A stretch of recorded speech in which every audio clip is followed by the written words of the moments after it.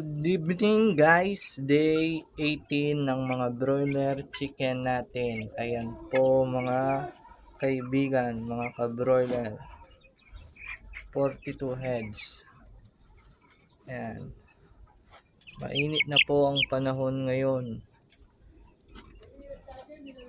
Umabot po ng 33 degrees Celsius kaninang hapon. Kaya hinihingal po ang mga manok natin. Ayan po. Day 18. Malaki na sila guys. Titimbangin po natin ng day 20. Ayan po. Dito naman yung 25 heads. Ayan po. Ayan. Ayan yung isa. Tulog. Pilay.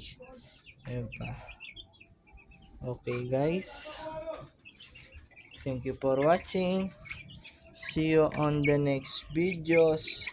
Bye-bye.